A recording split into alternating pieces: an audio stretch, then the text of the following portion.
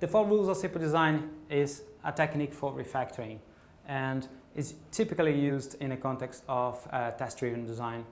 And of course, when we're talking about the 4 rules of simple design in the context of legacy, we don't have the luxury very often of having tests at all, what to speak of test-driven design.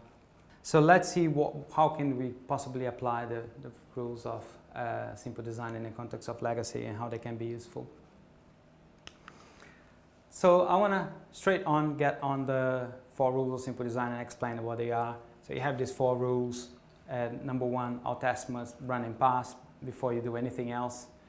And then you go into code duplication. You try to eliminate code duplication first because duplication will make your code less expressive and also introduce complexity. So by dealing with code duplication, you're already dealing with lots of other smells. And then we talk, once we have removed the duplication, then we can make sure that our code reads well. And lastly, we can make sure that we haven't introduced too much complexity into it and that the code is simple enough for us to keep moving. Of course, if you look at legacy code, they're exactly the opposite because you have not been refactoring, you have just been adding stuff to your code. So your code is untested, and that's the first thing that qualifies a code as being legacy, as pointed out by Michael Feathers in his book, Working Effectively with Legacy Code. So if you have not written any test for your code yesterday, then today, guess what? It's legacy now. So number 1, untested code. And number 2, your code is viscous. Viscous means it's hard to do the right thing with it now. It's rigid, it's inflexible, it's very hard to introduce change. Number 3, it's unclear. You look at it, what did I do that you don't even remember? It was such a long time ago, 2 weeks ago, and you don't even understand what you've written there, and it becomes inexpressive, and the business domain is completely intelligible. You cannot even understand what the business, what's the connection between your code and the business that you're describing with the code.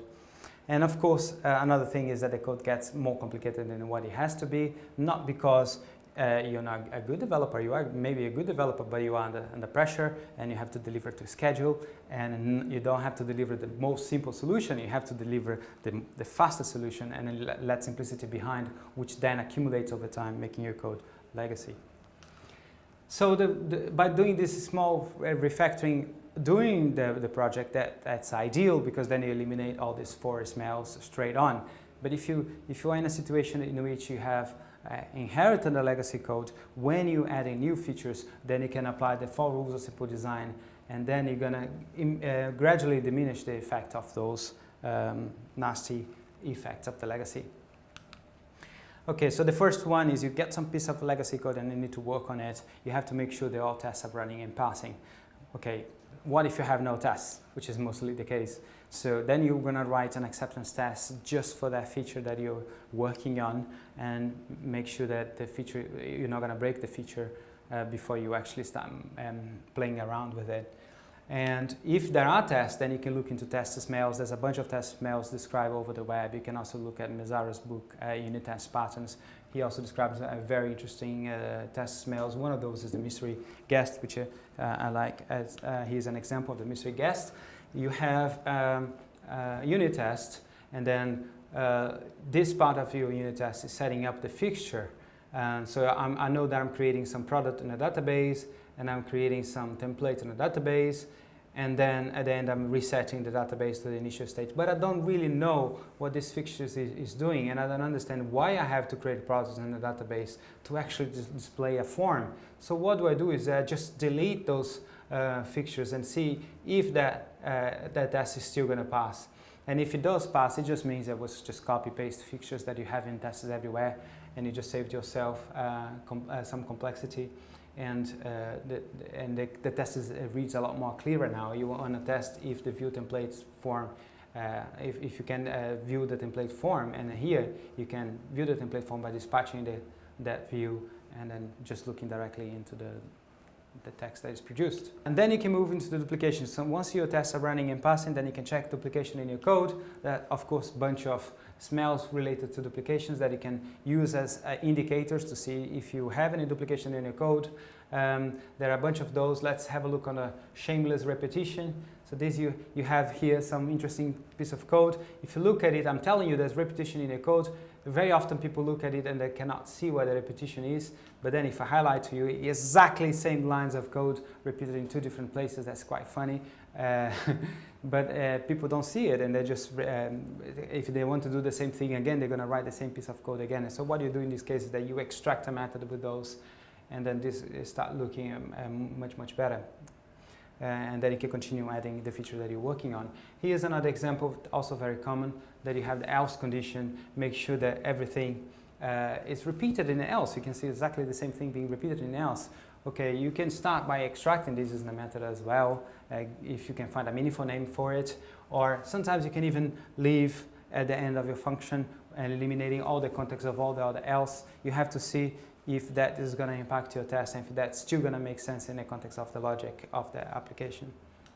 Another thing is this primitive obsession error, in which you want to use your array and as something that, a type that you can ask questions of. Of course, the European countries is a list of European countries. You want to know if this country here, which is probably a string, is inside of that list of European countries. You'd be better off by converting the customer country into a value object and then directly ask the questions to the value object, the questions that you want to know in that case of the domain. You could make this even more expressive by changing the name of the variable to what it actually means in that context. And then you're already reading much better what the code is doing for you. And then you can go a step down, a step further, and then move all this responsibility into the value object, and then having a much clearer way of representing the concept in your domain. And that way you're going to avoid this logic being repeated all over your controllers, so it's less duplication by capturing everything in one place, which in this case is your variable, your value object. Okay, so the third thing is expressiveness. So the code should be expressive, and there are a bunch of other smells also that are related to this. A good source for looking on this kind of smells is the Refactoring book by Martin Fowler. It's a book that he written with Kent Beck in 2000.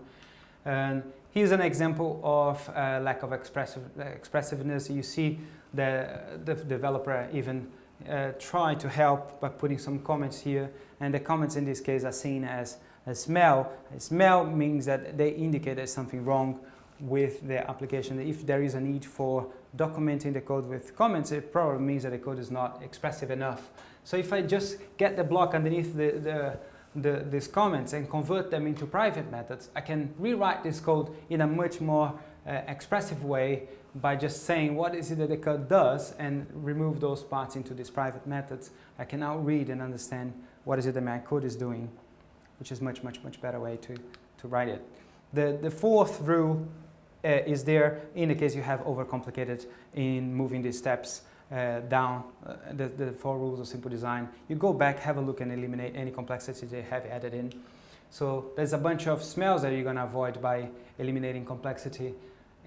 And I picked up inappropriate intimacy. So inappropriate intimacy is when a class will take the responsibility of another class as its own and is doing things for the other class.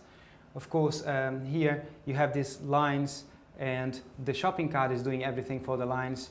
In this case, the line is actually an array, but if it was converted into an object and then you move all these responsibilities into that object, then the shopping cart wouldn't have to know much about how the lines operate, and then would have just to ask questions directly to the lines, making the code a lot more expressive and simple.